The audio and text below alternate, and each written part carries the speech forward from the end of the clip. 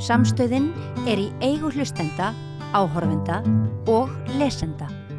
Já, við svolítið verið að ræða mótmæli hérna í þættinum og mér langar svolítið að halda áfram þeirri umræðu svona hvernig lýðræðis kerfið okkar virkar. Það náttúrulega ekki bara formlega kerfið sem kosið til sveitarstjórnar og þings fólk sem situr þar í 4 ár heldur. Þarf samfélagi alltaf að vera lýðræðislegt. Við þurfum að öfluga fjölmiðla sem að geta haldið utan umræðu og það sem að aðgengi sem flestra að því að koma sínum sjónarmiðum fram og fjölmiðlar þurfum líka að geta haldið utan umræðuna því að það gerist eitthvað þegar fólk að tala saman og við þurfum að hafa fræðarsamfélag sem sjálfstætt og getur komið með sjónarmið inn í umræðuna. Ekki síst þegar umræðin kannski komin algjörlega út í móa, þá nú gott ef að háskólasamfélagið myndi renna inn svona upplýsingum til þess að renna stóðum undir hana. Þetta sérstaklega áberandi í umræðum innflytjendamál, þar sem að keppnin virðist eiginlega vera að fólk heldur bara því sem það vill fram án þess að það tengist neinum sérstökum upplýsingum. Og við þurfum að hafa öfluga verkefnishreyfingu. Það alveg ljóst að það sem hún ekki öflug að þá veikjast kjör almennings og veikari kjör þá minnka líka völd almennings og áhrif og við þurfum að hafa ýmiss konar hagsmunasamtök og það líka gott að hafa öfluga kirkju sem að gæti svona komið með siðleg sjónarmið inn í umræðina þegar það á við eða önnur trúfélög eða lífsskoðunarfélög eins og það kallast. Og við þurfum að hafa góða hefð fyrir stjórnmálum götunar, séu mótmælagöngur og mótmælastöður og mótmælafundir og undirskriftasafnanir og annað slíkt það sem að almenningur getur látið sína skoðunir í ljós og við þurfum að hafa öfluga stjórnmálaflokka sem ekki bara þunn skel einhverja forystu sem að selja sjálfa sig á einhverjum markaðstorgi stjórnmálanna inn í einhverjum kastljóðsþáttum heldur séu raunverulega grasrótarsamtök sem að draga í gegnum sig vilja almennings og eru þessu umbúin að geta greint stöðuna í samfélaginu og byggt stefnu á því. Þetta flókið mál að halda upp í lýðræði og við veitum það að lýðræði ekki í gangi nema við séum virkir þáttakendur í því að lýðræði dafnar ekki á því að við bara látum allt yfir okkur ganga og þegjum yfir okkar skoðunum. Þannig deyr lýðræðið helst lifandi með virkri þátttöku. Mér langar aðeins að pröfa að halda áfram þessar umræðu með því að fá Guðmund Hrafn Arngrímsson, formann Leigjendasamtakanna hingað. Verði ekki svona nokkuð skilgreining á hvernig lýðræðissamfélag getur virkað, eða átt að virka. Jú, þetta var bara mjög góður inngangur. En þegar maður fer með hann, þá finnum maður alveg að það margt sem veikt hjá okkur og kannski að því okkur núna á þingi var umræða í dag vantraust og það búið að vera svona átök á stjórnarheimilinu eins og sattir. Það bara lítið brot af lýðræðinu og kannski staðan á þinginu og stjórnarheimilinu eins og hún Ég meina, Íslendingar bera minna trausti þjóðþingsins heldur en eiginlega allar nágrannar þjóðir okkar. Kannski ástandið svona vegna þess að aðrir þættir lýðræðisins eru veikir. Já, ég vitnátt í hann Ásgeir Brynjar Torfason sem að sagði að byrjunarstaðan hjá okkur í öllu samhengi hrikaleg. Það eins og við þurfum að moka okkur upp úr miklu dýi áður en við getum svona farið að vera með stórar handarhefingar. Þetta alveg glötuð byrjunarstaða og þetta staðan í svona umhverfið eða landslægið í svona hagsmunabaráttu gríðarlega erfitt. Það búið að berja úr fólki bæði tiltrú og jafnvel mátt og líka taka frá því allan tíma til þess að huga að nærumhverfinu sínu og stöðu sinni og jafnvel bara búið að éta svolítið af sjálfsmynd fólks og þetta bara þannig að þegar maður fer að stað með eitthvað svona hagsmunabaráttu þá byrjunarstaðan mjög slæm. Það þarf að vinna fyrst í því að koma sér upp úr svo hólu með því að efla sjálfsmynd fólks og tiltrú þess og jafnvel einhvern veginn að láta fólk ég vil halda það að það hafi tíma til þess að gera eitthvað í þessu og þessi jafnvel einhvers konar árangur sem að væri hægt að vænast af svoleiðis framlagi. Þannig að við erum með byrjunarstöður sem bara mjög slæm. Það bara því miður. En ég fekk Benedikt Sigurðarson sem að eitt sinn var formaður KEA, svona eiginlega undir lok blómaskeiðs KEA, eða kannski eftir það. Og við vorum að ræða einmitt svona félagslega uppbyggingu hér bara á þar síðustöld, sem lestrafélögin eru til og svo náttúrulega ungmennafélögin og kauffélögin og mikið af þessu byggði náttúrulega á bindindisfélögunum, það sem að náttúrulega frumskilir í aldrei baráttu, bæði hér einn på helletis var að fólk heyri ekki baráttuna fullt, þannig að bindindishreyfingin á seinni hluta 19. aldar tengd ekki bara hérna á Íslandi, tengd vakningu verkalýðshreyfingar og fleira. Ungmennafélögin líka? Miklu víðar.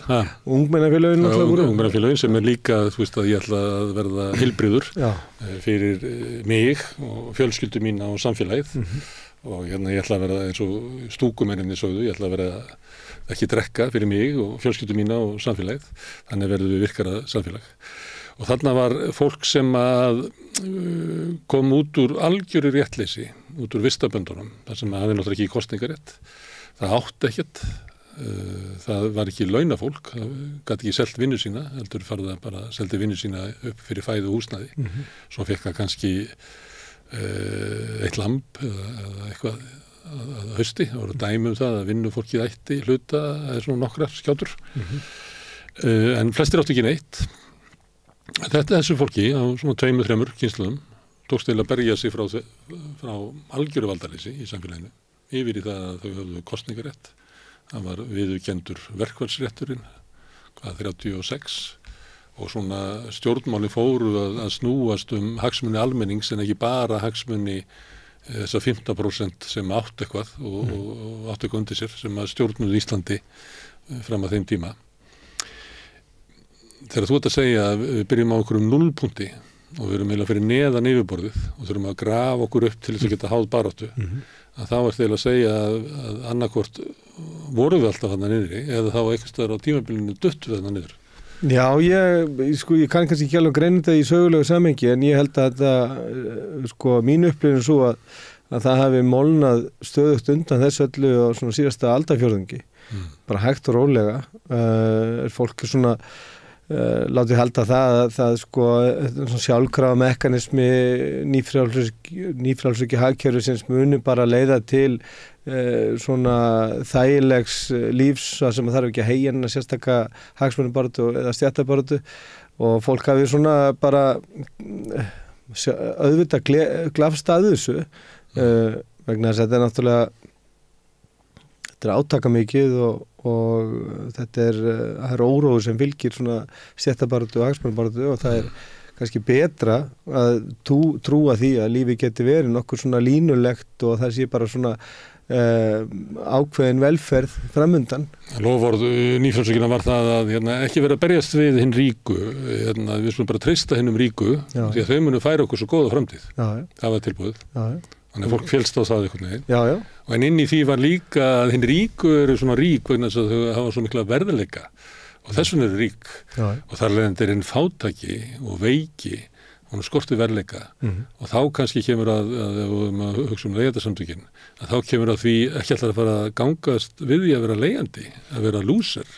En þetta er það sem að kannski stóra verkefni okkar, það er að leigjendur gangist við stöðu sinni og efli með sér þess að stjætta vitund vegna þess að þetta er eðlis sínu bara stjætt fólks sem býr við þessar aðstæður og býr við þessi kjör og þetta er að vera leigjandi verður allt umlíkjandi í þinni tilveru. Það er það umlíkur alla þína velferð og alla þína hagi. Þannig að þetta er kannski mikilvægasta hagsmunaatriði og hagsmunamál þeirra sem eru á leigumarkaði. Það er hvernig staðan á leigumarkaði. Miklu frekar heldur hvernig tekst að berja í gegn kannski 10.000 krónu launahækkun. Það skiptir miklu meira máli að setja hemja leigumarkaðin. Þannig að fólk verður að efla þetta með sér og þá svona upplitsdjart, ekki eins og okkur tamt að svona líta á okkur sem leigjendur og aðrir á leigjendur að þarna sé fólk sem hafi einhvern veginn tapað í svona lífsgæðakapphlaupinu eða farið illa með sína gæfu eða einhvern veginn svona rakið af leið vegna eitthvað svona andvaraleysis. Það bara ekki þannig. Það hefur alltaf verið þannig í allri baráttu að í upphafi þarf hópurinn að byggja upp nýja sjálfsmynd því hann getur ekki lifað með sjálfsmyndinni sem hefur verið að þröngu upp á þá. Það átti við verkalýðin, það átti við vinnuhjúin, það átti við fatlaða, það átti við konur, það átti við svart í Bandaríkjunum, það átti við samkynniða. Þannig þetta bara, það ekki hægt að ganga yfir þetta skref að fólk verður að segja að ég leigjandi. Já, þannig erum við líka... Og ég hef allan rétt á því. Slæm kjör mín ekki mín sök, heldur þess að stjórnvöld hér reka idiotískan húsnæðismarkað sem veldur því að miklu stærri hluti af launum mínum fer ég að borga húsalegu heldur en að þau sem eiga húsnæði fyrir því að borga afborganir af sínu húsnæði. Þannig að taldur upp alla þjóðfélagshópa sem að þegar verið að tala feðraveldi þá verið að tala upp þá hópa sem að þurft að takast á við feðraveldið þessum kúaður undirokkaður hópar í gegnum tíðina sem að nákvæmlega þetta fari í gegnum þetta svona þessa hálfgerða svona vítisloga við að svona hálfgerða hreinsuneld til þess að geta tekist á við feðraveldið og það einmitt konur og samkynniðir og svartir og fátækt verkafólk og þar fram til göttunum. Öryrkjar og fátækir.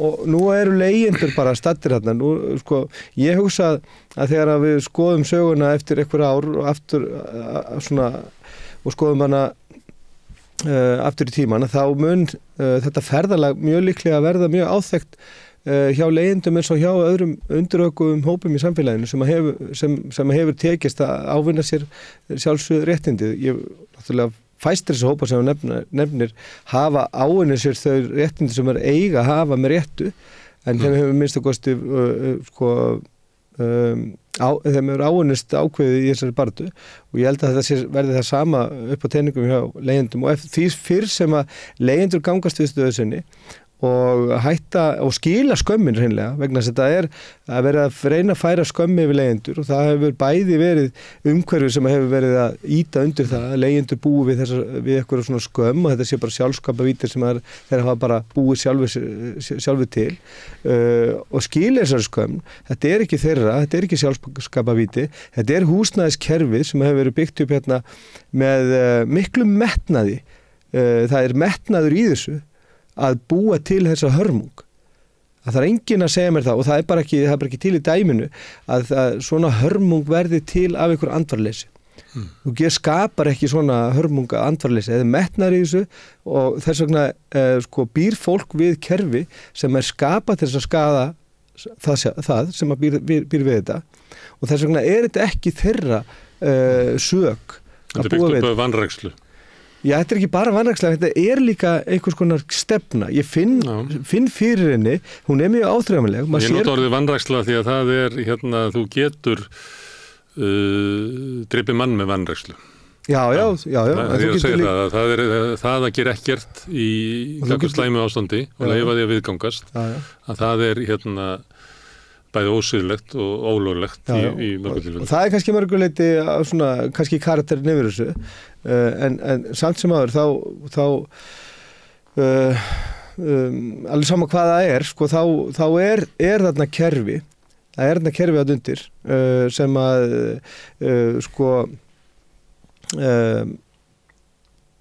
ég upplifi að sé hreinlega það sé einhvers konar markmið með því sem verið að gera. Maður sér það bara á öllum tölum varðandi bara hvernig eignastaða fólks á húsnæðismarkaði, hvernig hún hrakar ákveðnir þjóðfélagshópar komast ekki inn á eignamarkaðinn.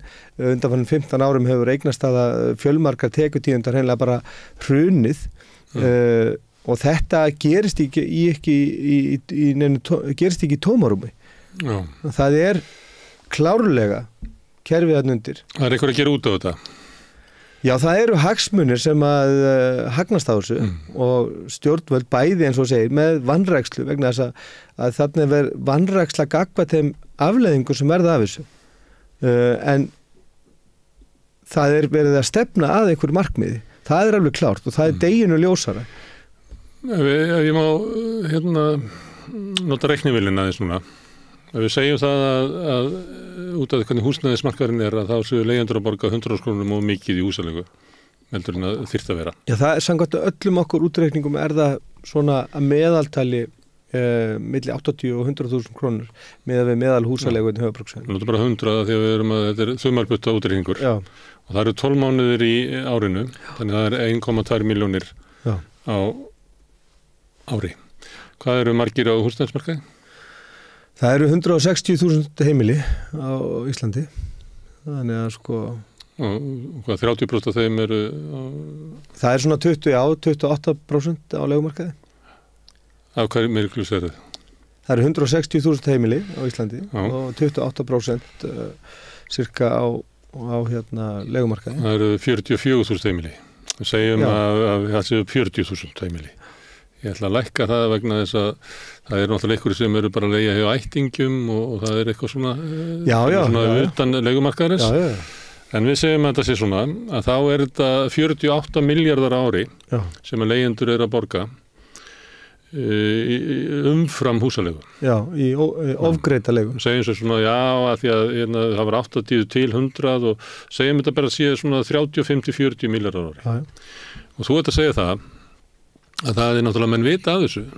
Þetta ávinningurinn sem að einhverjir fá af því að reka hér ógeðslegan húsnæðismarkað.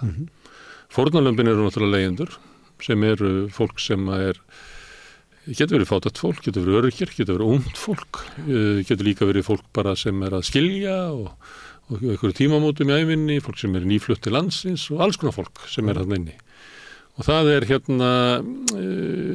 með blessun stjórnvalda að þá einhverjum sem að geta fundið einhverja leiðir til þess að ná þinnum pening. Þú getur, ef þú átt auka pening og getur keyptir auka íbúð og tekið þátt í gullaðinu eða að þú getur kannski einhver risastór grosser og getur skelltir í það. Nú eru lífeyrissjóðirnir komnir inn í þetta, í gennum heimavelli. Þannig að þetta náttúrulega bara gróði umfram húsalega upp á 30-50-40 milljarða. Þetta bara, hvað þetta margar lónuverktaðar? Þetta eru 4 lónuverktaðar? Já, 4 lónuverktaðar, cirka. Þetta eru upphæðir sem við vorum búin að reikna út í fyrra haust og búin að reikna út frá nokkrum hagstæðum. Það að segja þróun húsalegu með verðlag og byggingavísitölu, álag á lægstu laun og þar fram til göttunum og líka bara sem eðlilegt samfylgni á milli hækkandi húsnæðisverð og hækkandi húsalegu eins og hún gerist í nágrannlöndunum að þá höfum við alltaf reiknað okkur fram að mjög svipuðum tölum á milli 30-40 miljardar eru leigjendur að borga í ofgreidda húsalegu og það ekki bara leigusalarnir sjálfur sem að greiða þessu. Nú eru leigufélögin, þau eru rukkuð 22% fjármagnstekjuskatt sem þá bara peningur sem að leigjendur eru að greiða. Leigusalar gera ráð fyrir þessum skatti þegar þeir verðleggja íbúðarnar sínar og þannig að leigjendur eru náttúrulega borga hana skatt. Það 11% skattur hjá einkaaðilum. Þannig eru líka í kringu 20 miljardar sem að ríkið að taka. Svo ríkið að setja 7-8 miljardar í húsnæðisbætur sem kannski 1/3 af þeim sem að þeir eru að fá í skattpeninga frá leigjendum. Og maður verið að segja kannski að 7 miljardarnir væru kannski umfram hækkun húsaleigu á síðustu árum vegna húsnæðiskreppunar. Þeir fá svona mikla peninga eins og vegna þess að það svo mikil húsnæðiskreppa og þá hækkar húsalegar meira. Þannig að bara það að halda þessu, láta vont ástand versna enn frekar, þá fáum við allt sem að við síðan hendum í leigjendurnar. Já, og meira til, miklu meira til. Eðlilegast væri náttúrulega að ef ef að ríkið ætlaði að gera eitthvað þessi peninga, þeir myndi bara hreinlega byggja fyrir allan fjármagnstekjuskatt. Það kvartlar ekki að þeim, sko. Nei, en það er náttúrulega... Þið opinbera ekki að byggja eina einustu íbúð, það séu einkaaðilar sem... En þarna eru 20 milljarða sem að leigjendur eru að borga í skatta annars vegar til ríkisins og heilmikið meira, sko heilmikið herru upp á sem fer til einkaaðila, en ríkið ætti að sjá sóma sinn í því að láta þessa peninga renna aftur til leigjenda, annarkvort með því að standa ströyma að svona innrastarfi eða fjármagna leigjendasamtökin sem að þeir hafa svikist að gera núna í 5 ár, eða setja alla þessa fjármuni í það að byggja íbúð til þess að milda ástandi á leigumarkaði. Nei, þeir nota þessa peninga að stærstum hlutum til í annar rekstur í samfélaginu. Ég veit ekki nákvæmlega hvernig þessum peningum er varið, en þarna eru peningar sem að leigjendur eru sannarlega að greiða sérstakan skatt sem fer í gegnum leigusalina og inn í ríkissjóð og hann ætti að vera fyrst og fremst notaður í það að byggja húsnæði. Já, kom ekki vel með þetta. Ég lagði til þegar ég var að vinna fyrir S.A.A. þá sagði ég að allar rannsóknir sýndu það að 80% af magninu væri keypt af 20% af fólkinu sem væri í ofneyslu og þar leiðandi væri það fólk í ofneyslu, bæði sjúklegri neyslu, alkohólista og svo svona óhófsneyslu borgaði áfengisgjaldið og lagði til að segjum að helmingurinn af þessu 80% séu sjúklingar sem eru bara búin að ánetjast áfenginu og það má líta á það sem sjúklingaskatt. Hvort það mætti 15% af heldinni fara til þess að veita alkohólistum þjónustu. Því þeir hafa hvort sem borgað skattin og ég reiknaði út að ef að einhver kemur inn í meðferð kannski svona 35 ára eftir óhófsneyslu og áfengi að þá var hann líklega búin að borga svona 6 meðferðir í gegnum áfengisgjaldi sem að hann hefur drukkið. En hins vegar færa hann bara eina meðferð og svo verður hann vera mjög aftarlega í röðinni ef hann fellur aftur. Þó hann hefur búin að borga bara í allar meðferði sem hann mögulega getur notað meðvinna. En hann fær ekki peningin, af því að peningurinn notar eitthvað annað. Þannig að þetta er svona, ég nefndi þetta bara sem dæmi að þetta er svona sambærileg rök að það er náttúrulega leigjendur sem eru að borga hann skatt með og þetta er ekki peningar sem að þau mega missa sín, þetta er lagt ofan á hrikalega háa húsalegu sem er ótrúlega stór hluti af ráðstöfunartekju fólks, þannig að þetta er eiginlega í sumum tilfellum er þetta peningurinn sem að þú hefði viljað að eiga síðustu 6 daga mánaðarins til þess að bara eiga almennilega í því og á.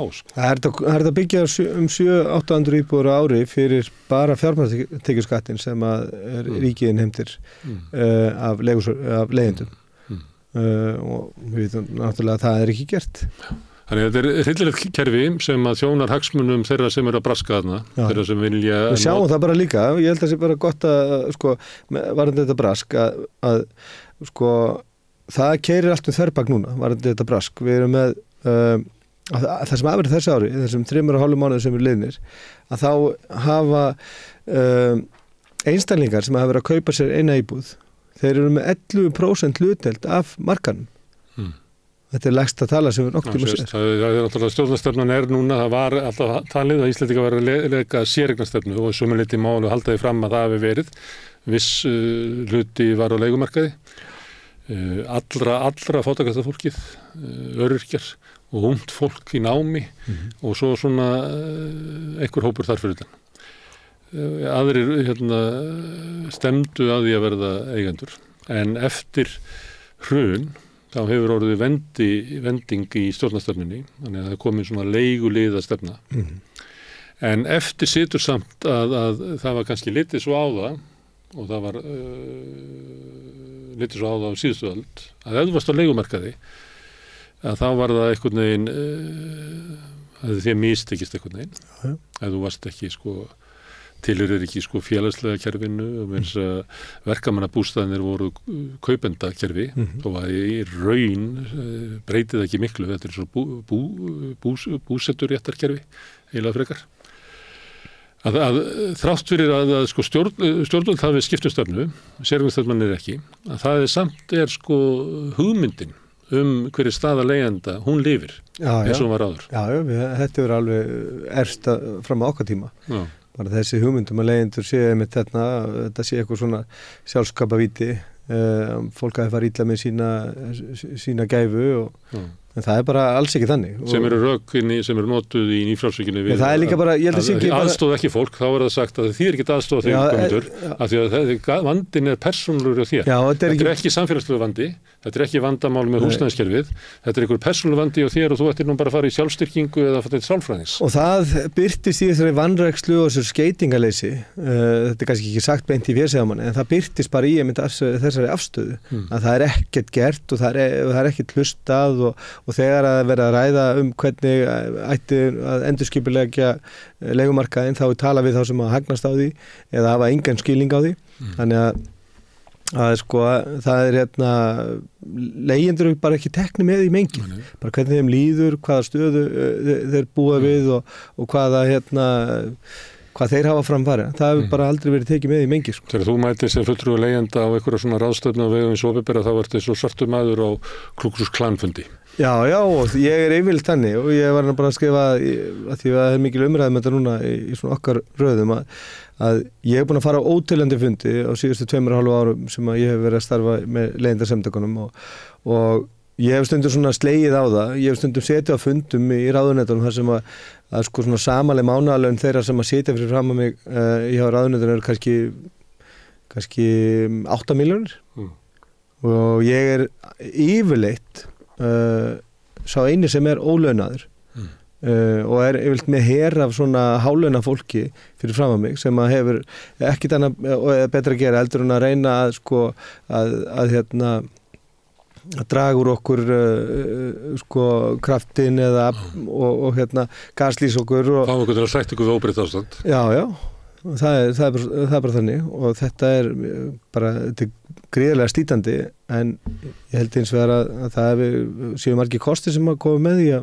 vera að gera þetta af hugsjón frekar en í launuðu starfi en hins vegar er það þannig að það þurfa allir að hafa eitthvað að bíta að brenna þannig að það er ekki hægt til lengri tíma að sinna svona hagsmunagæslu að vera kannski hægt að sinna kannski hagsmunagæslu sem er ekki svona umfangsmikil vegna þess að þetta er náttúrulega flókin hagsmunagæsla vegna þess að til þess að höfða til þeirra sem að hafa eitthvað með þetta að gera og raunverulega geta tekið ákvarðanir áður en að fjöldin stendur á fætur og rölti bara niður í bæ og tekur völdin í sína hendur, þá eru þarna aðeins sem geta breytt þessu með einföldum hætti og til þess að höfða til þeirra þá þarf að vera með flóknar og mikla greiningar á hlutunum og alls konar samanburð og framsetningu sem að þau lesa í og á sama tíma náttúrulega líka að vera með greina hlutina fyrir leigjendur vegna þess að leigjendur þurfa að fræðast óréttlæti sem við búa við þurfa að vita bara svona anatómíuna við hvert er óréttlæti ég finn það alveg, mér klæjar undan því og ég sef illa undan því en ég bara skil ekki anatómín í þessu þess vegna er mjög mikilvægt að þessi fræðsla fari fram og til þess að ná utanum svona samhengi á leigumarkaði og samhengi á húsnæðismarkaði þá þetta tugir mismunandi þráðar sem að hver og einn krefst bara nánast svona einhvers konar sérhæfingar í að skilja og draga svona kjarnan úr þannig að þetta er ekkit svona eitthvað sem er hægt að reka í stanslausi sjálfboðabaráttu En að því að við erum að byrja þetta saman við svona aðra mannréttindabaráttu við tökum það kannski bara svarta í Bandaríkjunum og þá vera þeir fyrir linnulausu áreiti að þeir séu óverðugir lesa það bara út úr augnaráði og hvað þeim sagt að sitja og hvað er þeirra svæði og menn vita alveg að þeir eru inn á svæði sem er ekki þeirra og það bara, þeir skynja það og þeir skynja því augnatilliti og öllu slíku þannig það er alltaf verið að vísa þeim til svona réttsætis og sá sem að verður fyrir slíku hann kannski upplifir það sig eitthvað að sér eða þetta sé eitthvað neginn svona normalt eða kannski er það bara svona óheppin að fæðst svona litin og verður bara að setja sig við það en svo kemur að því í baráttunni að fólk segir að það sem við erum að verða fyrir er hvíti yfirburðahyggja sem er óvinnurinn og ef við berjumst ekki í gegninni þá munum við bara viðurkenna hana og lögulega taka þátt í henni þannig við verum að rísa upp og þetta ávið eiginlega alla, þetta áttu kvennabaráttuna og það voru ekkit lítið sem var sagt rauðsokkunar hérna, hvað þegar þær voru að krefast ykkur að réttinda. Það var bara það var bara frekja í þeim og það var aldrei sagður réttur hlutur annarkort varst ekki þú sem áttur að segja þetta, að þú áttur ekki að segja þetta hérna, þú áttur ekki að segja þetta með þessum hætti, af því að og ekki í þessum tón og alls konar svona, það er alltaf verið að reyna að reka fólk inn. En nokkuð mun að því þú ert að lýsa þessu þar sem að þú ert alltaf að koma með einhverja svona greiningar á stöðun og fleira fyrir fólki sem er á fullum launum og þú í sjálfboðavinnu að vinna fyrir leigjendur. Þá segir þér alltaf, já Guðmundur, já það ég má vera, en hins vegar eitthvað svona er alltaf verið að senda tilbaka. En málið er líklega það að þú munt aldrei koma með Nei, það er sem að samþykja. Nei, vegna þess að eina sem að þau vilja að þú komi með er að segja, heyrðu, ég samþykki allt sem þið segið. Og ég fell fram og tilbyð ykkur. Já, ég veit að það er svona nokkurn veginn svona, en á endanum held ég að fólk, þetta verður ekki umflúið á endanum, en þetta er bara einn angin af baráttunni. Og sko, kannski mikilvægara er að stappa stálinu í leigjendur og finna þennan sameiginlega flöt. Sko, það er kannski óljósara, hvað er það sem að svona sameina leigjendur í svona áþreifanlegur tilvísunarpunktur. Með konur er það náttúrulega bara, það voru konur, það gátu ekkert falið það, og eða svartir, þeir gátu ekkert falið það var mjög svona greinilegur og sýnilegur tilvísunarpunktur sem að sameina þetta fólk. Kannski öllu óljósara með leigjendur. Leigjendur eru alls konar og búa við alls konar aðstæður og erfa alls konar úr sínu uppeldi og það er svona að kannski mikilvægast fyrir okkur að efla þessa stéttavitund, en hún er kannski ósýnileg og það er erfitt að svona þú getur falið hana. En öreigarnir sem að stofnuðu hér verkalýðsfélög á Íslandi fyrir rúmri öld, Alþýðusambandið 1916 og háðu baráttu bara fyrir réttinum að mega semja saman, að mega fara í verkvöll, og það verður vinnulöggjöfin kemur 36 sem er svona viðurkenning á því að samfélagið samþykkir að það séu stéttarátök í samfélaginu og sumir hafa mikil völd, aðrir hafa lítil völd hvert fyrir sig, en með samtakamætti geta þau komið einhvern veginn og samið á meiri jafnréttisgrundvelli og við verðum að viðurkenna þessi átök séu, leyfa verkföll og annað slíkt til þess að það verði hér betra samfélag, að þetta sé jákvætt. Leigjendur þyrftu að fara gangi gegnum einhverja svona. Ég held að þetta sé mjög líkt. Ég svona aðeins lesið Já, verkalýðurinn, hann sást ekki hvernig það var á leik, hvað kynsan var. Þetta er kannski það helsta sem að ég horfi til, bara hvernig þetta þróaðist í upphafi síðustu aldar og fyrstu áratugunum, bara þegar verkalýðsfélögin er að vera til, og það er einmitt fádæma hugrekki og áræðni sem einkenni þetta fólk. Ég veit að leigjendur munu ná þessu markmiði. Það er engin vafi í mínum huga með það. Það eru alla forsendur fyrir því, en þetta tekur bara, þetta er bara verkefni sem við erum bara í, og það er að vinda upp á sig. Það er framgangur á hverjum einasta degi, á hverjum einasta klukkutíma er eitthvað jákvætt við það sem er að gerast inn í samfélagi leigjenda. Það eru fleiri og fleiri að koma fram og fleiri að tjá sig. Ég man bara að því að við erum með okkar samskiptavettvang eins og svo mörg önnur samtök, helst hún inn á fésbókinni en að samfélagsmiðlum. Það örugglega 10-20 faldast bara fjöldi einstaklingar sem að tekur þátt í samtalinu bara á undanförnum vikum.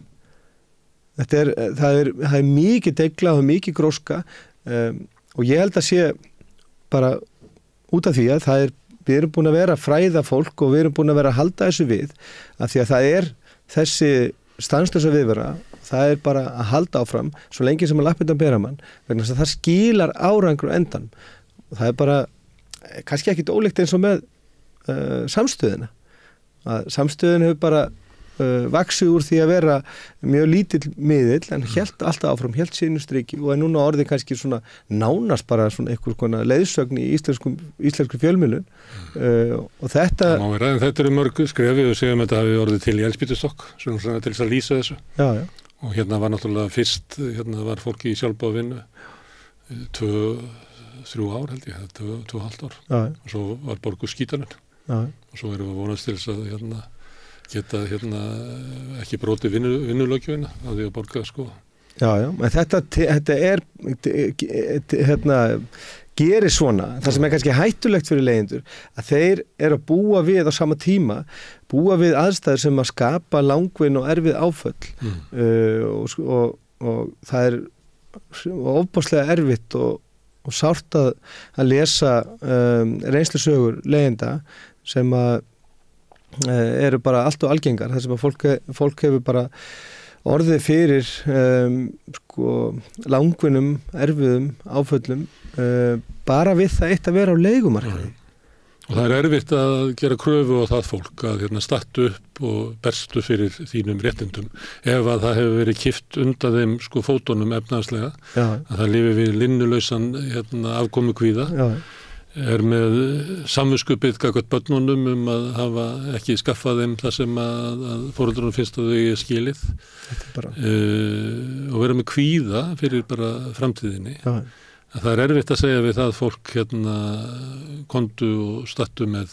Þetta er bara hræðilegt að vera í þessar stöðu. Ég hef upplifað þetta mjög oft á leigumarkaði að búa við þennan afkomukvíða og ekki síst svona sektarkennd gagnvart börnunum mínum og svona þetta líka dregur athyglina frá manni, maður er sífellt að velta vöngum yfir framtíðinni og stöðu sinni og hvað maður getur nú veitt börnunum og hver arfur manns verður og hvert hvaða áhrif maður hefur á uppeldi og uppvöxt barna sinna og þetta. Kannski er það besta sem að þetta er að gefa börnunum að standa upp gegn óréttlætinu og berjast? Ég held að það sé eitt af því besta sem að þú getur sýnt allavega umhverfinu að það er að standa upp og gangast að stöðunni og látið þér heyra. Það eru bara ekki allir sem að þurfa að berja í trommur og standa upp á trékossum með gjallarhornið en hins vegar það skipta allir mjög miklu máli í þessari baráttu og eftir því sem að fólk gengst meir og betur við stöðu sinni og lætur sér heyra og tjáir sig að það bara valdeflir hina að því að Valdefli sjálfa Já, líka bara aðra í leiðinni að því að hlutverk manns í framvindinu er svo miklu merkilegra heldur maður nokkuð tíma að gera sig grein fyrir að þau áhrifin sem getur haft á annað fólk og eltað og elt sjálfsmynd þess og svona atorku inn í þessa hagsmunabaráttu þó að þér finnst þitt eigi framlag ekki vera merkilegt. Þið kannski finnst það, þetta hafði ekki verið merkilegt sem að þú gerðir, en þú getur að hafa áhrif á aðra með því að tjá þig, með því að segja skoðun þína. Það er einhver sem að speglar sig í þér, það er eitthvað sem að þú kallar fram annað fólk sem að hugsa, heyrðu, ég get speglað með þessari manneskju og hún er að tjá sig á þennan hátt, þetta speglast líka í mínu upplifun, nú ætla ég að segja og taka þátt í þessu samtali líka, vegna þess að við erum bara þannig félagsstýra við speiklum okkur í hvort öðru og við sáum okkur á samsvörun og ef að einstaklingum með samsvörun við mig tekur þátt og segir einhvað, það veitir mér hugrekki til þess að gera það líka. Það var vinur minn sem að láti núna margvittur maður, sagði eins og við mig að sá sem að þegir, hann rænir annað fólk samkennd. Já, þetta er bara mikill sannleikur í þessu. Já, þannig að bara með því að þegja þá ertu raunlega ekki að taka þátt með því að þessi neikvætt, það er ekki hlutlaus afstaða og það er með því að segja eitthvað að þú þarft ekki að vita það fyrirfram hvort það gerir gagn því það er einhver þarna úti sem að finnur til samsvörunar og getur verið örvandi fyrir viðkomandi. Já, þannig upplifir ég þetta og ég sé það svo skýrt að þegar að svona nýtt fólk fer að taka þátt í samtalinu að það kemur alveg holskefla af nýju fólki í kjölfarið. Það er eins og fólk hafi beðið eftir frumkvæði einhver svona sem að fólk getur speglað sig í og svona hugsa að það er búin að normalisera einstakling sem að hefur svipað sjálfsmyndi eða verið svona, ég get allan svona síðan sjálf mig, það er búin að normalisera það að ég geti tekið þátt. Og þess vegna finnst mér svo mikilvægt að fólk átti sig á því að hlutverk manns í þessari framvindu allri gríðarlega mikilvægt. Þá erum við kannski að tala uppbyggingu og hreyfingu. Það annars vegar það að skilgreina sjálfsmynd hópsins með út frá eigin forsendum og síðan að búa til samfélag hópsins þar sem að fólk getur speglað sig hvort í öðru og fundið aflið, sameiginlega afl, félagslega galdur sem að náttúrulega það sem að þetta byggist upp á. Þetta langhlaup, þetta af því að við, eins og við tölum hérna upp af við, þá búum við kannski slæma svona uppafstöðu en nú hafa leigjendasamtökin verið í svona þéttri, haldið upp í svona þéttri og stöðugri orðræðu og hún að skila sér, þannig að ég sé það alveg Skilja sig fyrst og fremst í þá sjálfsmynd leigjenda frekar heldur en ekki aðgerðum stjórnvölda? Já, nei, það enda Stjórnvöld standa með þeim sem að græða þessar 85-40 milljarða. Já, og það bara þannig að verja rétt þeirra til þess. Og það með það heyrir til algjöra undantekninga ef að þingmenn á þinginu sama í hvaða flokkum þeir standa, það heyrir til undantekninga og þær eru til og þær eru góðar. Það heyrir til undantekninga að þingmenn taki það upp að eigin frumkvæði að ræða stöðun á leigumarkaði. Þrátt fyrir að hún sé kannski eitt af alvarlegustu viðfangsefnum sem við þurfum að eiga við í okkar samfélagi. Að því að fólk skilur ekki hvernig það að búa á leigumarkaði hérna á Íslandi og sérstaklega hérna á Suðvesturhorninu. Það skilur ekki hvernig það vegna þess að það engin leigjandi á þingi og menn get ekki sett sig í þessi spór og það stanslaust verið að gaslýsa þingheim og leigjendur líka með bjagari framsetningu á stöðuleigenda sem betur fer hefur Húsnæðis- og mannvirkjastofnun sem hefur verið svona helsta opinbera upplýsingaveitan stöðun á leigumarkaði svona breyta eins tón upp á síkastið vegna þess að það var lengi vel þannig að þegar að svona upplýsingaveita þeirra inn í hinu opinberu umræðu var einatt á það leið að það væri svona ákveðið jafnvægi hérna á leigumarkaði og væri eiginlega algjör óþarfi að vera að gera eitthvað nokkuð skapan hlut við því. En þetta stórt vandamál að svona hinu opinberu yfirvöld, húsnæðisyfirvöld skul ekki hafa meira frumkvæði í þessu. Við getum ekki treyst á þetta fólk og ég sagði nú bara strax og það var mín upplifun bara eftir að vera að sinna þessari hagsmunagæslu eftir 6 mánuði að stjórnvöld, yfirvöld, húsnæðismála bæði hjá sveitarfélögum og hjá ríkju voru bara að stimpla sig út úr þessu algjörlega og litu svo á að það væri bara markaðurinn og það væri rekstrarumhverfi, verktakafyrirtækja, vilji fjárfesta og bráskara sem að réði því hvort að fólk hefði þak yfir höfuð og ætluðu sem bara ekkert að gera í því. Ætluðu bara að búa til eitthvað leikvöll og svo bara réðu þau þessu alveg því hvort þeir gerðu nokkuð skapan hlut í því. Þeir högnuðust eins og gríðarlega á því að gera ekki neitt eða gera lítið. Og það eins og tiltrú stjórnvalda á þessa aðila að þeir ætli sér að rúkuna völlin og fara að hamast við að byggja húsnæði í stórum stíl til þess eins að draga úr eigin gróða. Það bara ekki nokkuð leið að það gerist. Þannig að þetta er ófremdar ástand en með vaxandi styrk svona samfélagsleigenda að þá geta leigjendur bara tekið málinn svolítið í sína eigin hendur. Það eru mörg verkfæri sem leigjendur hafa og þau geta bitið fast. Þú nefndir hérna áðan. Það er kannski verið að borga hérna 120 milljarða á hverju ári í húsaleigu. Þetta eru milljarður á mánuði. Og bara ef að leigjendur sameinast það svona 10 milljarður á mánuði. Já, það er að segja 10 milljarður á mánuði. Bara ef leigjendur sameinast það að í svona skipulegum aðgerðum að halda aftur á leigugreiðslum, kannski bara einhverja daga til að láta finna fyrir því. Leigjendur geta Það er ólíklegt að það eru 30.000 manns sem... Nei, ég er talað að gera það í mjög skipulegum aðgerðum. Það er mjög dæmigert til dæmis út á Spáni að það bara farið í einhverja aðgerð ekki einu leigufélagi. Þá er það svona staðbundið. Já, bara til þess að gefa líka hinum leigufélagunum merkjum það að leigjendur geta gert þetta og það sé til þess að semja við leigjendur leiguna ef þeir eru ósáttir. Það sé eitthvað til þess að tala og þetta er verkfæri sem að leigjendur geta nýtt sér. Þarna hefur hafa orðið til félög leigjenda sem að gera kröfu að vera samningsaðilinn fyrir leigjendur. Akkurat. Og þetta er bara... Það er erfitt í það sem er hér, það sem eru eiginlega meir en helmingurinn, vel rúmur helmingurinn af íbúðunum eru í eigu einstaklinga sem eru svona óskipulögð. Leigufélögin hafi hins vegar mjög mikil áhrif á markaðinn.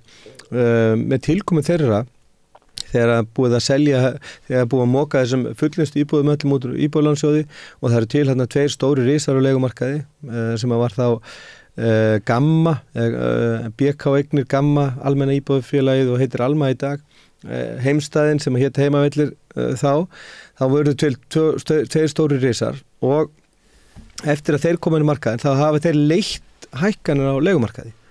Þannig að þeir slá tónin, það er alveg deginljósara, að þeir slá tónin, ég veit að það eru til mörg svona meðalstór leigufyrirtæki en ef að aðilar með stórt íbúðasafn eins og félagsbústaðir, Bríet, Brynja, Alma, Heimstaðinn, ef að leigjendur geta farið aðgerði gagnvart svona félögum og fengið þessi félög í eitthvað konar samtal sem hefur mildandi áhrif á leigumarkaðin og bæti stöðu leigjenda, að þá mun það klárlega hafa áhrif á markaðin alla.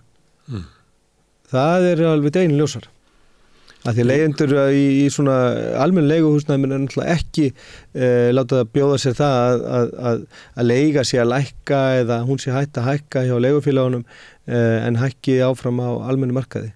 Það mun þá verða til þess að leigjendur þar munu þá hafa ennþá meiri hvata til þess að reyna að koma sér saman einhvers konar aðgerðir.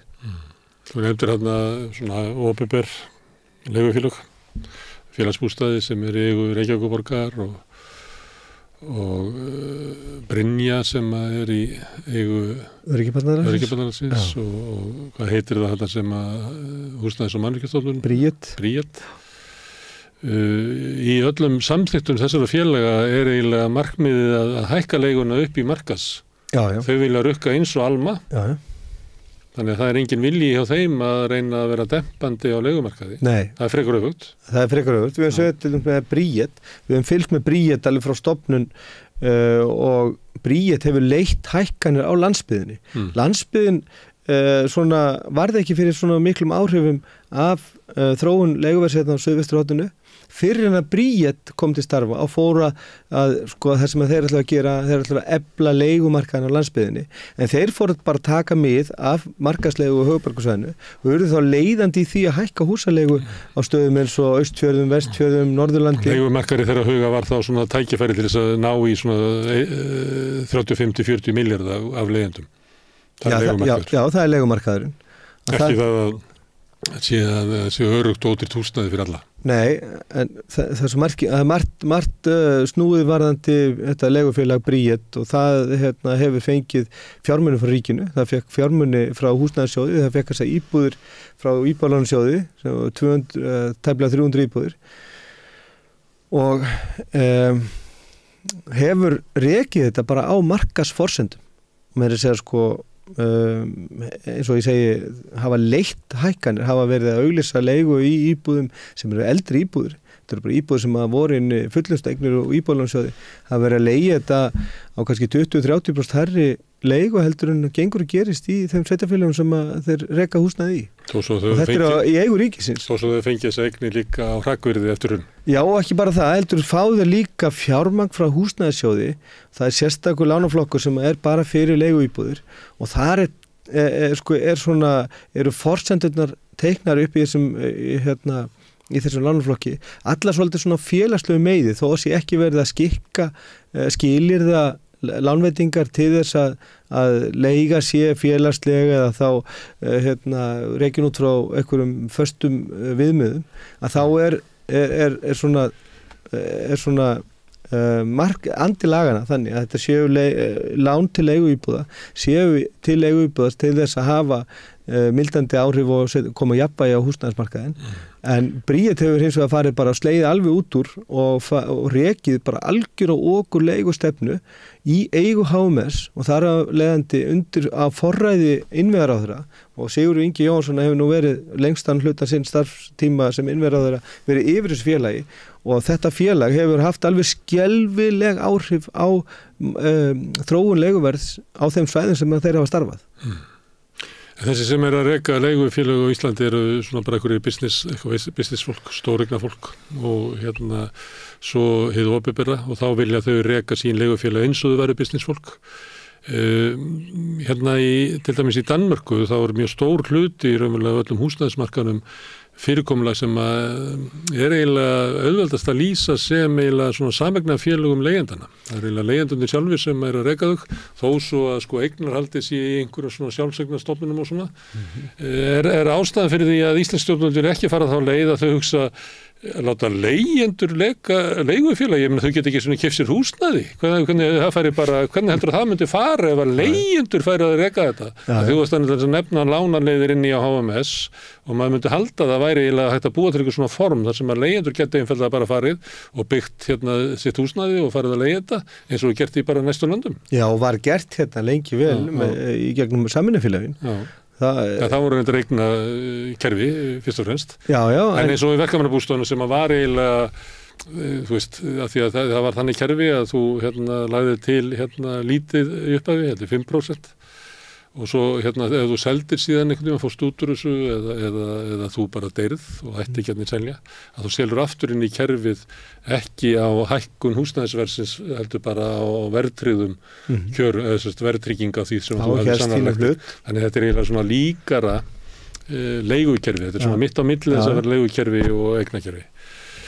En í stjórnvöldum núna, frá því að verkamannabústaðnum var lagðir, þeim hvarflar ekki að þeim að leigjendur sér treystandi til þess að reka leiguhúsnæði. Nei, þetta er svona svipum mantra eins og svona hægri stjórnmálum, svona stjórnmálum hægra megin við miðuna hefur tamt að tala sósíalista, að það sé ekki þeim sem ekki treystandi til þess að reka einna samfélagið að fara með fjármál. Ég held að það sé svona óskup svipað, en ég held að þetta sé líka út af því að með því að kom svona kerfi þar sem að sjálfseignarstofnanir, samvinnufélög, óhagnættriðin félög byggi eingöngu til þess að skaffa húsnæði fyrir félagsmenn sína og leigan sé bara rekin alltaf á nulli, en það er að segja að leigan taki bara með af byggingakostnaði, þá sé búið að klippa út þarna, þá er náttúrulega verið að klippa út þá aðilega sem hagnast mest á þessu. Það eru lóðabraskarnir, það eru fasteignasalarnir, það eru fjárfestarnir, vegna þess að þeir eru að sjúga svo mikið hagnað út úr þessu kerfi eins og það er í dag, og þess vegna er verið reynt eftir öllum ráðum að koma í veg fyrir alla svona sjálfsbjörg. Það er ekki bara það að stjórnvöld treysta mjög líklega ekki leigjendur til þess að og líta á þetta bara sem annars borgar á og séu ekki verðu í þess að... Bara sjálfsagt að fólk getur bara skáðum? Já, séu bara ekki verðu til þess að standa svona verkefnum. Heldur líka það að það eru bara aðilega sem að græða alveg óhemju mikið á því að ástandi sé akkurat eins og það er. Og það held ég sé líka alveg til jafns við að stjórnvöld svona líti almennt á að leigjendur séu bara ekki þess verðugir að geta staðið svona verkefnum eða þátt í því að koma okkur svona góðum sigri. Það sem hefur gerst við þetta, því að þú nefndir byggingarsamvinnufélögin þegar lóðum var útlutað og almenningur tók sér saman, stundum í gegnum verkefnisfélögin, en það var líka byggingarsamvinnufélög sem voru á öðrum grunni. Að það sem einkenndi það kerfi að það var flestar íbúðir voru byggðar í út frá hugmyndum þeirra sem ætla að búa þar.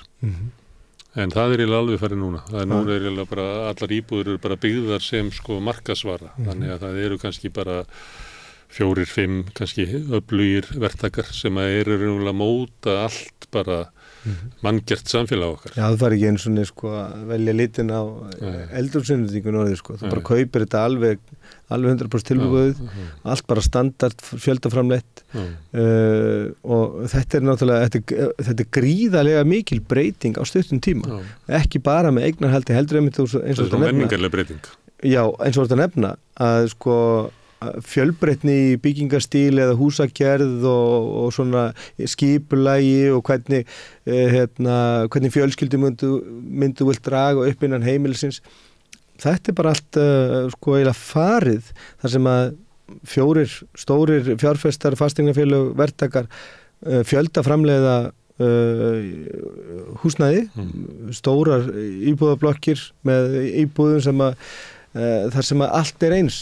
All gólfefni, allar innréttingar og allt saman. Og skipulagið innandyra og allt saman byggt á okkur svona hugmyndum hvað er auðvitað að selja. Þetta er verðugt verkefni fyrir arkitekta framtímans að kannski verður þetta rífið eins og eftirstýrsarblokkinnar sem hefur verið að rífa þær sem hafa voru byggðar upp á svona það sem var svona einföld hugmyndum hverja verið þarfir fólks. Þannig að Le Corbusier blokkinnar sem að og bara þetta er út allt. Í kringum bæði austan Járnsjalds og vestan og í Bandaríkjunum.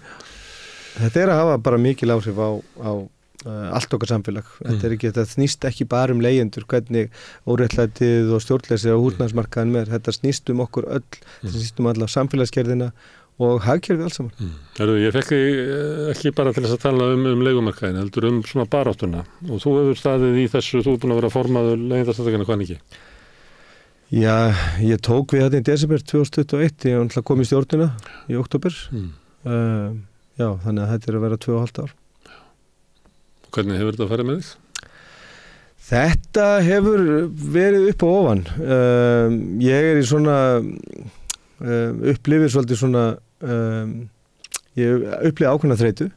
Þetta er búið að vera mikið átak en svo er það bara líka ég hefur náttúrulega ekkert unnið. Þú er ekki verið á launum hjá Leigjendasamtakunum? Nei, ég fékk þetta laun í nokkra mánuði í fyrra, við fengum rekstrarstyrk frá full laun eða? Nei, ég var með 290.000 krónur í einhverja mánuði fyrir skatta. Í 5-6 mánuði? Já, við fengum á þessu 2,5 ári. Já, og þannig að og allt síðasta sumar, ég ætlaði sumar 2022 þá bara leið og svona vortímabilinu lauk, það var mikið að gerast í mars, það voru sveitarstjórnarkosningar og það var fyrir þinglok og svo voru bæði viðburðir og fundir og kynningar og viðtöl og svona, við héldum leigjendaþing í lok júní 2022 þá fór ég inn á hálendið að leggja göngustíga, bara með haka og skóflu, bara lagði marga kílómetra af göngustígum eftir hálendinu og vann þar bara í 14-16 klukkutíma á dag og tók svona 1 sunnudag í frí og vann svona fram í október og náði þar svona að vinna mér inn ákveðna sjóði til þess að geta haldið áfram. En í fyrra sumar þá tókst mér það ekki. Það var bara þannig að leið og ég kom úr sveitinni sem ég fer í alltaf svona í lok júní og fram í byrjun júlí, þá fer ég í sveitina og hjálpa til í aðvarpinu. Þá var verið að leggja fram nýtt frumvarp eða tillögur af frumvarpi breytingu húsaleigulögunum og síðan hef ég bara eiginlega ekki litið upp og búin að vera launalaus alveg síðan. Þannig að þetta er bara fara mjög illa með allt mitt nær umhverfi, minn eigin hag og það er svona þess vegna sem að ég sé eiginlega ekki fram á annað heldur en að þurfa að taka mér annað fyrir hendur, ég þarf að fara að vinna. Það er ekkert í sjónmáli með að fá fjármagn til þess að geta fengið laun fyrir þessa vinnu og það er bara því miður en við erum að reyna að fjölga í okkur röðum og reyna að finna hugmyndi til þess að finna eitthvað fjármagn þess að þegar að ég svona hverfa þessum vettvangi sem að gerast á endanum vegna þess að það er ekkit annað nema bara að fara að vinna eða bara dauðinn, það er bara svoleiðis að þá verður að vera til grundvöldu fyrir fólk til þess að geta verið við þetta á launum, af því að ég myndi ekki óska versta óvinum mínum það að þurfa að ganga í gegnum alla þessa þrautagöngu í svona auka örvænting og kvíða afkomu sína, þannig að ég vil ef ég þarf að skilja við þetta sem eru tilverð mikla líkur á, að þá vil ég skilja við þetta þannig að þeir sem að taka við þessu þurfa ekki að búa við þetta ástand sem ég hef búið við í síðustu 2,5 ár. Og hvernig er það gert? Með því að félagin hafi ykkur öryggjabandalagi fær hlut á lottóinu, verkalýðshreyfingin fær 1% af öllum launum til þess að reka baráttu sína. Neytendasamtökunum tókst upp að byggja upp það stóran félagsmannahóp en hefur auk þess samninga við ríkið tiltekna þjónustu sem að þessi ekki góðir fyrir neytendasamtökin. Þannig það eru svona dæmi að svona hagsmunabaráttan hafi eitthvað svona fjárhagslegan grunn til þess að geta rekið það. En svo eru önnur barátta eins og hjá leigjendasamtökum og öðrum hópum. Það sem eru eiginlega engi peningar og fólk rekur þetta bara af, að kalla þetta sé rekið af hugsun, en fólk náttúrulega rekið þetta af bara að éta upp allan sparnað, safna skuldum, kemur út úr þessu, ég þekki það, að þú bara endanum tæmur alla sjóði, vinnur þið til örreigarstöðu. Ég bara stend þar akkurat núna. Það var ég man eftir því áður en að þú varst formaður Neytendasamtakanna, þá var það samþykkt í lífskjarasamningunum 2019 að hið opinbera myndi styrkja hagsmunabaráttu leigjenda. Og við höfum sendt óteljandi bréf til 4 ráðherra. Það er ykkur 5 ár síðan þetta leyti, það var samið svona í apríl held ég. Og við höfum sendt bara reglulega og tekið þessa ráðherra á eintal þetta. Það er ekki þannig að þessi tölvupóstar hafi ekki komið fyrir þeirra augu. Ég á nú vona því að þetta hafi einhvers staðar afgreiðslu þó að jafnvel við höfum ekki fengið svar við þeim. En við höfum líka bara rætt þetta einslega við ráðherrana að þetta sé ólíðandi staða að vera búið að gefa út loforð að styrkja hagsmunabaráttu leigjenda og efna það svo ekki. Vera búin að setja það fram, kynna það í fjölmjölum, vera með glærusýninga, vera með alla blaðamenn eða halda blaðamannafundi þar sem að þetta er kynnt og byrt og fjármagnað og svara svo ekki innheimtunni hjá samtökunum sem að eiga þetta fjármagn. Og þetta eru það eins og segja, það eru 5 ár liðin frá því að þetta var gefið út og ekki bólar á einu svona viðbröðum við þessu. Það er ekki einu svona reynt að réttlæta þetta. Það er ekki einu svona reynt að segja já, en við þurftum að eyða þessu í eitthvað annað eða... Er ekki málið það að þið vorum að lýsa það sem að eins og stjórnvöld líta á leigumarkaðinn, líta á það sem tækifæri fyrir braskaranna að geta dregið svona 35-40 milljarða ári í hagnað út úr þessu. Að stjórnvöld líta á að þau sé að verja það. Og þar leðandi leigjendasamtökin eitthvað sem að munu eyðileggja þennan markað. Þetta er augljóst. Munu eyðileggja húsnæðismarkaðinn eins og stjórnvöld skynjan. Já, það er augljóst. Að við sjáum mikið samhengi á milli bara hvernig regluverk og svona staða leigjenda er í hinum ýmsu Evrópulöndum eftir því hversu sterk leigjendasamtökin eru. Það eru lönd þar sem að eru veik leigjendasamtök, þar sem að staðin er óbærileg, annars það er eins og Írlandi til dæmis, það eru ekki sterk leigjendasamtök, það eru svona grasrótarsamtök og það er svona það land í Evrópu þar sem að býr við svona stöðu sem er kannski einna áþekust okkar. En allstaðar annar staðar, bara í allir Skandinavíu og öllum Mið-Evrópulöndum og jafnvel á Spáni og þar eru sterk leigjendasamtök og þar er staða leigjenda miklu betri og það er rík samfengli á milli þess að sterk leigjendasamtök starfi í þjóðríkjum og að staða leigjenda sé bærileg. Hún er hvergi. Það eru betri kjör verkafólks þar sem að verkalýðshreyfingin er sterk. Já, þetta er bara... Það er betri staða neytenda þar sem að neytendasamtökin eru sterk. Það á við nágrannalönd hérna. Neytendasamtökin hér eru veik í samanburði við þau.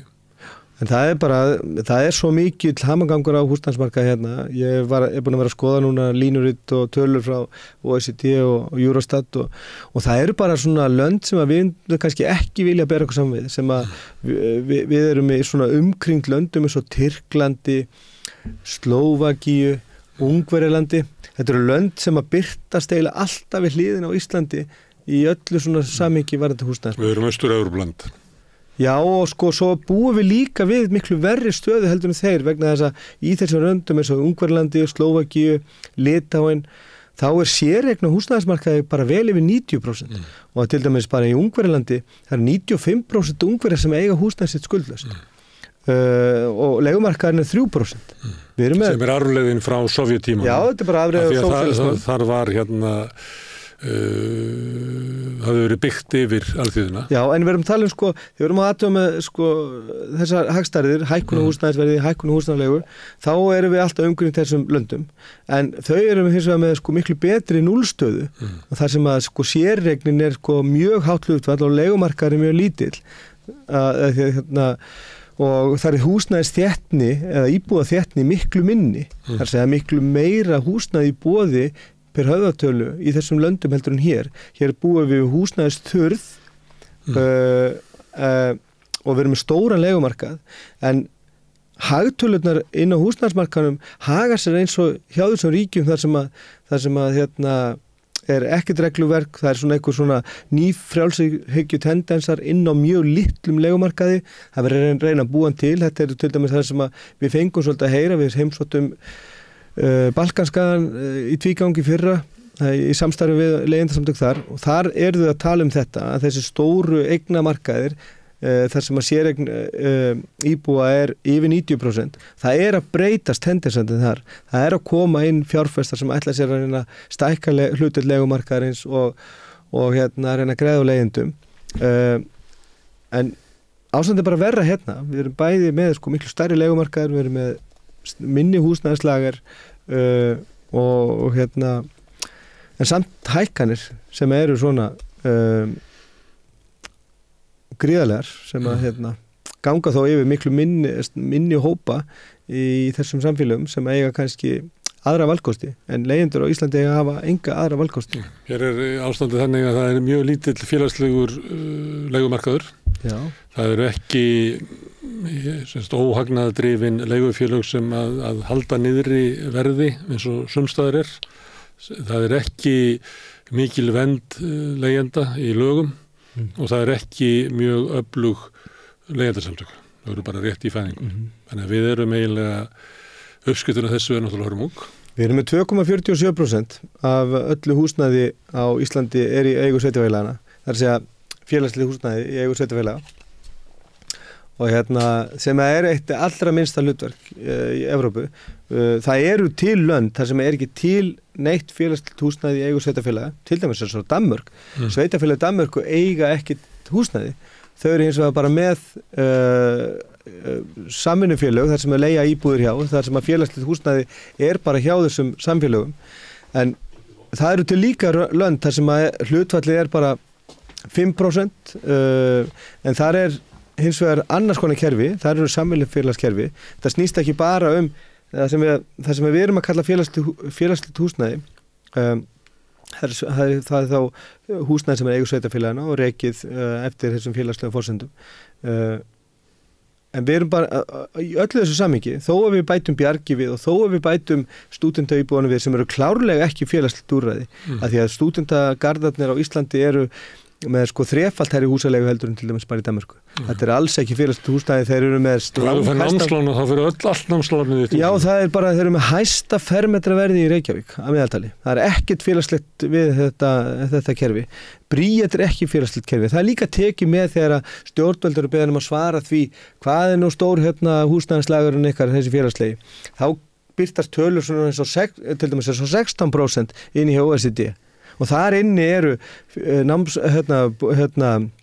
stúdentaíbúðirnar allar, þar eru íbúðir fyrir fatlaða sem eru hvergi annars það er tekið hér sem félagslegt almennt leiguhúsnæði. Það eru tekið með Bríet, það er tekið með sjálfsögðu náttúrulega Bjarg, en Bjarg er mjög lítið, Bjarg er ekki nema rétt rúmlega 1% af það er innan við 1% af markaðnum, það eru 1000 íbúðir af 160.000 íbúðum, þetta er mjög lágt hlutfall, þannig við erum kannski með 3% í heildina ef við tökum raunverulegt fjölda húsnæði, þannig að það er engin valkostur til staðar við hinn almenna hagnaðardrifna leigumarkað og það er það sem er líka mjög ólíkt okkur við önnur lönd. Það er þessi gríðarlega litli félagslega rekni húsnæðismarkaður. Ekki bara það, erum við með 4. lakasta regluverk á leigumarkaði af öllum OECD-ríkjunum. 4. lakasta regluverk. Að þá erum við líka með minnsta félagslega rekna húsnæðislager af öllum OECD-ríkjunum. Þannig að það er eiginlega allstaðar það sem opnar Pandora-boxið, að þar er bara eru húsnæðismál í Íslandi bara í ruslflokki sko. En leiðin til þess að laga þetta er að efla leigjendasamtökin sem að getur barist fyrir því að einhverju vernd leigjenda og barist fyrir því að verði önnur sjónamið láti ráða húsnæðisuppbyggingunni heldur en vernd gagnvart bröskorunum sem að draga 35-40 milljarða upp úr húsnæðiskerfinu á hverju ári. Já, bara leigukerfinu. Bara klárlega. Og líklega þyrfti þá að verða hér öflug alþjóðahreyfing sem að tækja undir kröfu leigjenda og kannski getur það sjónamið leigjenda orðið ríkari inn í verkefnisfélagunum eða í stjórnmálaflokkunum. Þannig að það verður all þessi breyting þarf að koma en allt er byggt á því að leigjendur nái að skipuleggja sína baráttu. Já. Það er forsendan. Það er forsendan. Ef að einhver er að hlusta á okkur og við veitum það að það eru margir sem að taka undir málstað leigjenda sem er ekki leigjendur og því að leigjendur eru náttúrulega eðlimálsins samkvæmt flest þannig að þau hafa raunverulega valla peninga til þess að reka sína eigin hagsmunabaráttu. Því að allir peningandi fara í braskarana sem er kerfið sem að stjórnvöld byggja. Þannig að þau hafa raunverulega ekki afl og getu til þess að heyja sína baráttu. Ef að einhver þarna úti myndi vilja styðja baráttu leigjenda, getur hann farið eitthvað staðar og styrt ykkur? Já, inn á heimasíðun okkar. Það er styrtanhappur á heimasíðunni. Það er bara leigjendasamtökin.is. Svo erum við nú að fara af stað með það að senda út valkvæða greiðsluseðla en þeir fara bara til skráðra meðlima. En við erum að... Þú getur verið meðlimur í leigjendasamtökun áður svo verið leigjandi? Já, sko leigjendasamtökin berjast fyrir réttlæti og öryggi á íslenskum húsnæðismarkaði. Þannig að við erum að berjast fyrir réttlæti og öryggi fyrir alla á húsnæðismarkaði. Þannig að leigjendasamtökin munu berjast fyrir úrræðum og verkefnum fyrir íslenskum húsnæðismarkað sem munu gagnast öllum. Það mun gagnast sérstaklega ungu fólki.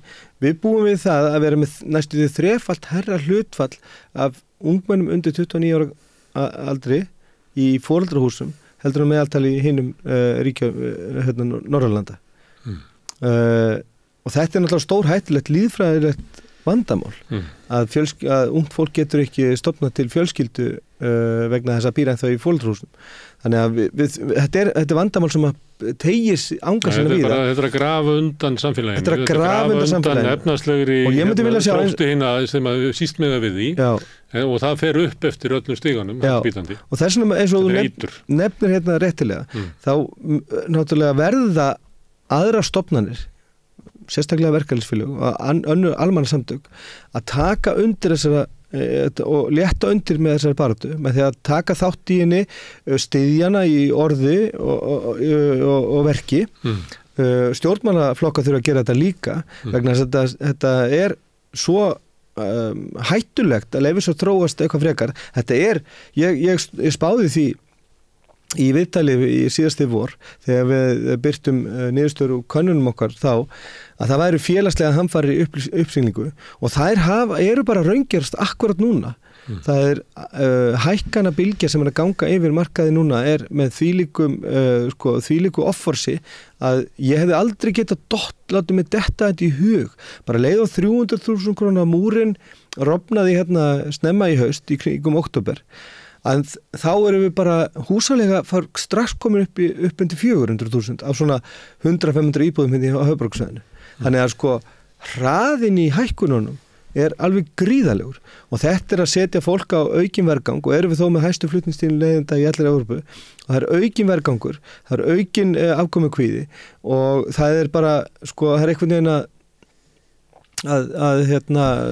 sólin að setja svo víða og þess vegna svo mikilvægt að standa á fætur akkord núna og láti þér heyra vegna þess að leyendur geta haft alveg stórkostleg áhrif á hvaða sem að teku við og hvernig svona hvaða andlita sem að þessi öfl sem að reka þessa hörmulugu kvalafullu stefnu, hvaða andlita sem að sjá?